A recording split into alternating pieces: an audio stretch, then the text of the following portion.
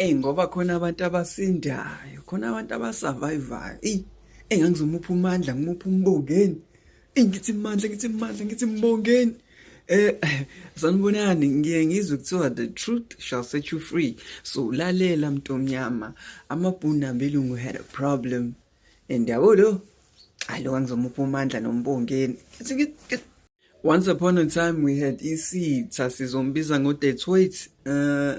Sizombiza ngo-the toilet.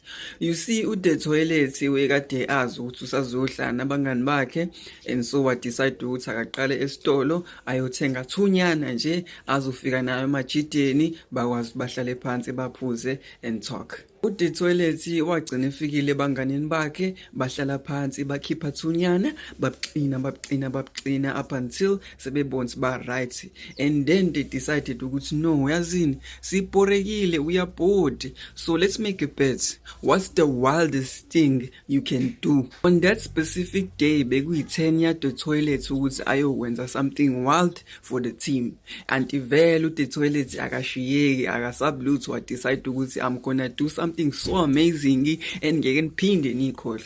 Waphuma u-the toilet kwi-dorm yabangani bakhe, waqalaza around since ivele ese-Stellenbosch University. Waqalaza around, wayibona i-dorm e-dominant abantu abamnyama kakhulu, wadecide ukuthi uya kuyona. U-the toilet wangena kwi-dorm yabantu abamnyama, waroma around, wazothola i-room ayithandayo. Wadecide ukuvula slowly, wanyonyoba, waqalaza around, wathi uyabo ulela umuntu omnyama lapha, wathi yes.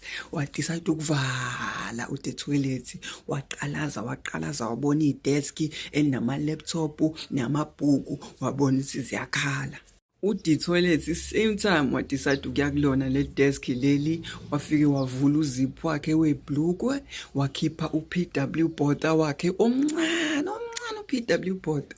Wadecide ukudedela amanzi phezu kwe-laptop, wadedela amanzi phezu kwamabhuku, everything nje ebilapho, yingubo, everything wayidedelela amanzi nje. This is uBabalwa. And le room le achama kuyona u-the toilet bekuyi-room yaBabalwa. At the time uBabalwa besalele. Instantly wavuka uBabalwa ngoba phela usezwa isound angayi-understand. Uthi yavuka, nali ibhunu libhizi liphethe u-PW bottle lichama all over i-desk lakhe.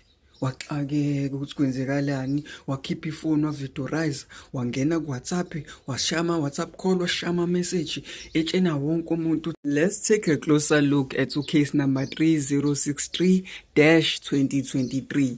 Icase ya Theonis the Twit